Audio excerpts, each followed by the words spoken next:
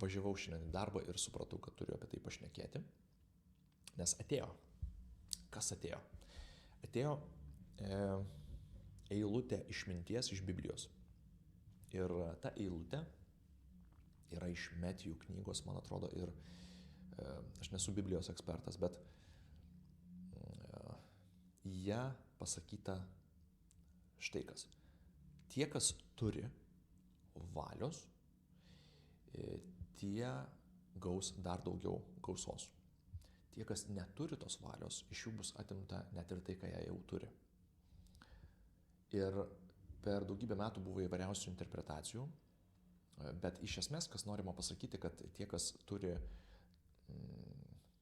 tą valią ir yra atviri Dievo mokymui, išminčiai, jie gaus dar daugiau gausos, o tie, kas yra uždaryti ir neturi tos valios ir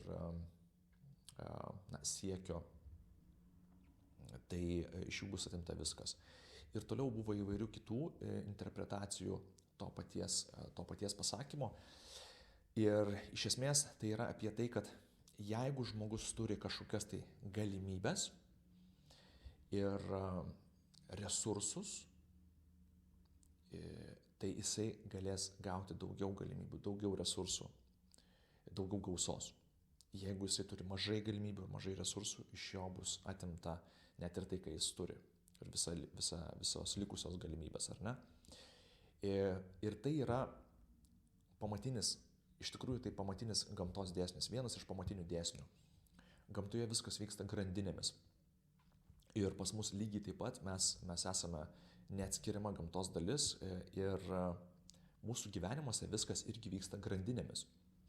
Prarask sveikatą, prarandi finansus, prarandi namus ir daugybė dalykų gali pajudėti ar ne toj grandiniai.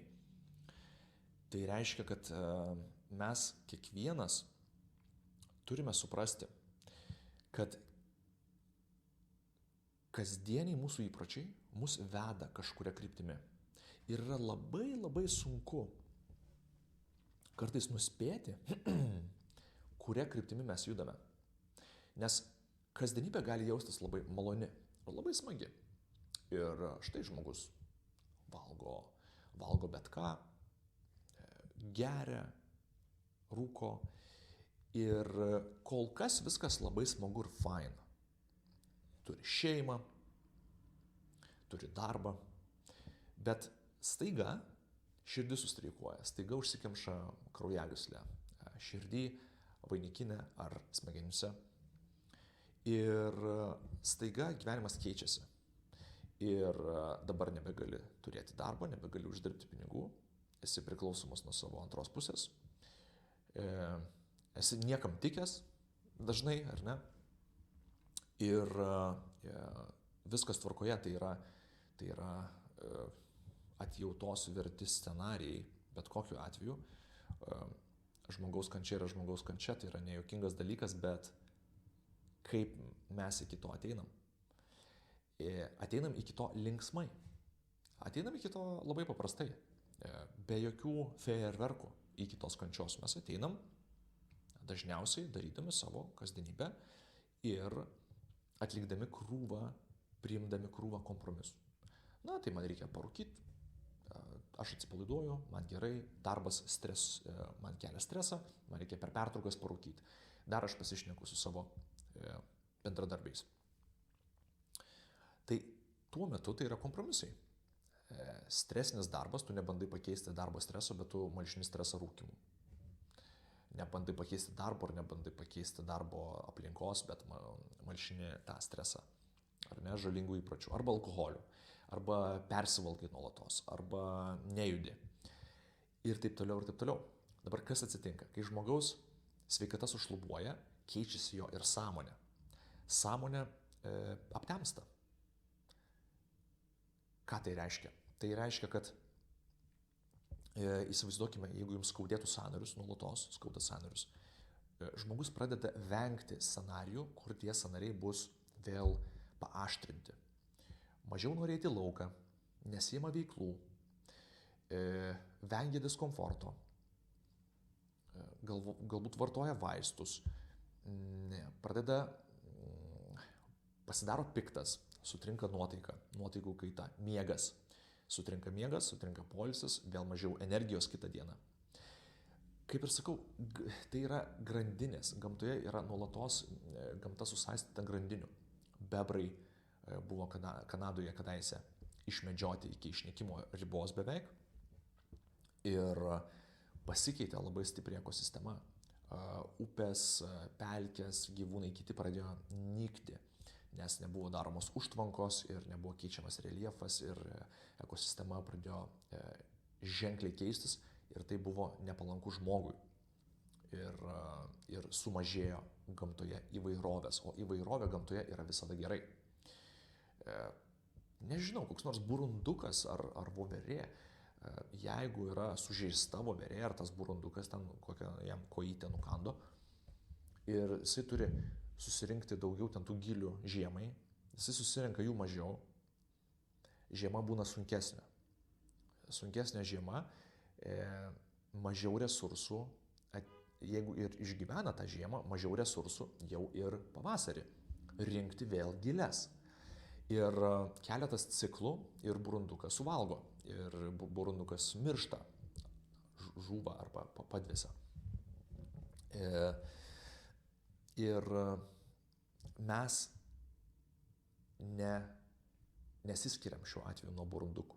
Mes kiekvienas norime atnešti savo šeimą pinigų, finansų, galimybių, išlaikyti stogą virš galvos, turėti galimybės, turėti karjerą, turėti saugumą ir daug kitų dalykų.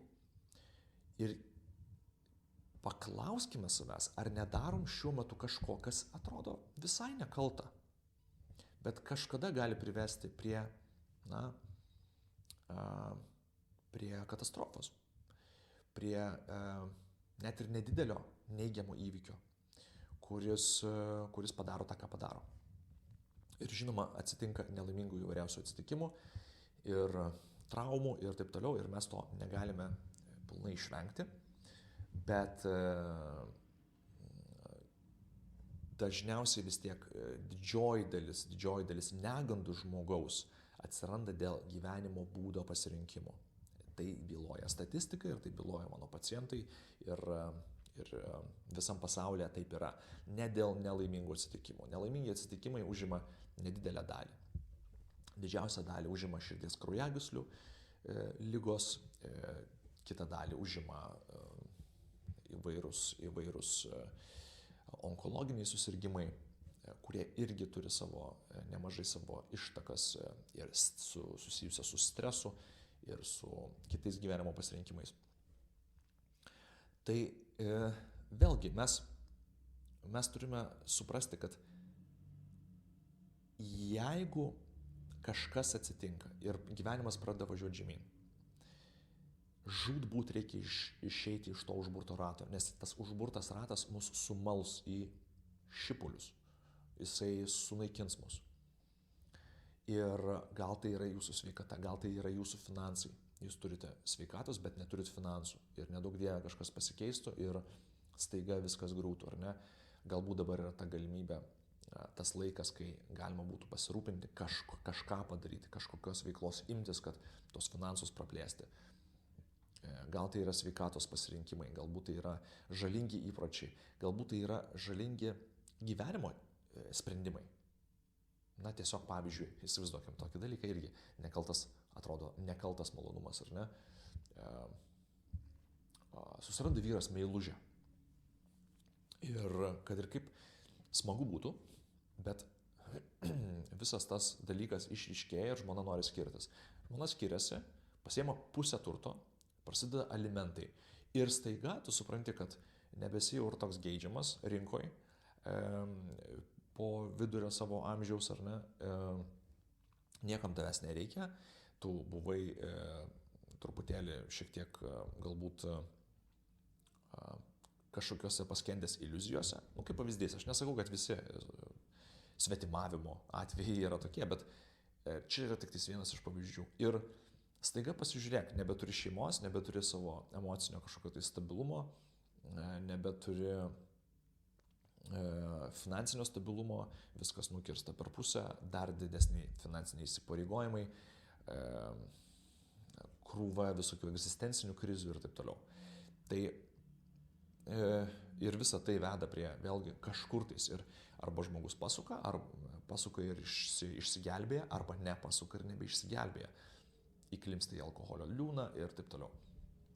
Tai mes turime suprasti ir prisimti atsakomybę, kad milžinišką įtaką padarys tie sprendimai mūsų sąmonėje. Ir jeigu mūsų sąmonė pasikeičia, jinai toliau daro blogus sprendimus. Ir blogi sprendimai vėl toliau atima iš mūsų. Tai šiuo atveju, kai žmogus turi gerą sveikatą, jis gali daugiau uždirbti, jis daugiau gali uždirbti, jis turi daugiau galimybių keliauti ir palaikyti tą gerą sveikatą, išlaikyti savo šeimą ir džiaugtis gyvenimu ir taip toliau. Tai kaip ir sakiau, tie, kas jau turi, bus jiems duota dar daugiau ir tie, kas neturi, bus iš jų atimta viskas ir gyvenimas pilnas tokių pavyzdžių. Atkreipkite dėmesį, ar nesate kokiam nors užburtam rate. Aš nuolatos save skanuoju. Man tikrai reikėtų galbūt būna įklimstu, ar ne, reikia susimažinti darbus, pavyzdžiui, dabar esu kaltas, ar ne, ir šiuo metu priėmiau tą sprendimą ir trupučiuką susimažinu pacientų kiekį, nes jaučiu, kad jau nebepavežu, jau mano pasirinkimai keičiasi, pavyzdžiui, kiek aš suvalgau vakarais. Ir jeigu aš pervargęs, aš suvalgau daugiau. Jeigu aš suvalgau daugiau, aš būsiu daugiau pervargęs, mažiau išsimiegosiu. Ir mažiau tada judėsiu, norėsiu eiti į praktikas, arba neturėsiu energijos eiti į praktikas, arba man jau taip bent jau atrodys. Tai nėra tikrai išreikšta, bet jeigu aš savo skalę pareguliuoju iki milimetrų, o ne iki centimetrų ar metrų, tai net ir tokie pokyčiai man jau yra svarbus, nes aš žinau, visa tai veda kažkur, kur man nepatinka, kur to ištakos. Čia kitas labai svarbus dalykas, jeigu mes norim išlipti iš savo to užburto rato, kur problemos ištakos. Šiuo atveju mano pavyzdys būtų ne tai, kad man reikia daugiau pradėti judėti, staiga judėti man reikia daugiau. Energijos, laiko, trūkumas, tiesiog aš noriu pabūti su šeima, visą kitą, bet ar tikrai bus efektyviausias sprendimas eiti dabar judėti daugiau? Nebus, bet jeigu aš susimažinu pacientus, aš jau ne kartą tą pastebėjau, nes banguoja viskas. Aš susimažinu pacientų, mano darbo krūvis sumažėja, aš pradedu daugiau kvėpuoti, aš atsikvepiu nuo savo krūvio, aš nepervargstu ir staiga atsiranda noras vėl grįžti į praktikas ir daugiau sportuoti ir daugiau judėti. Atsiranda, vėl sąmonė susibalansuoja, maisto kiekis irgi susibalansuoja. Ir kiekvienas mes turime panašius mechanizmus.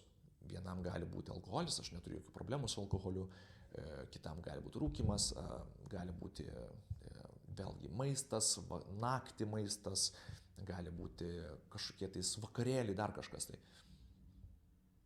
Turime būti savo sąžiningi ir nuo tos sąžinės skaidrumo priklausys, ką mes galime turėti dabar ir kaip mūsų gyvenimas vystysis toliau. Ir ar mūsų gyvenimas plečiasi ir statosi, ar jisai traukiasi, kietėja ir darosi vis mažiau paslankus, o jeigu jis darosi vis mažiau paslankus, lauk bėdų, ligos, nelaimės ir kiti dalykai, jie ne už kalnų bus.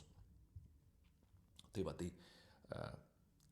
nuolatos reikia peržvelginėti, nuolatos save reikia, teks prižiūrėti, jeigu norime maksimalaus potencialo pagal tai, ką mes galime turėti ir bus daug smagiau gyventi. Tai šiandien tokia mintis. Iki kito karto.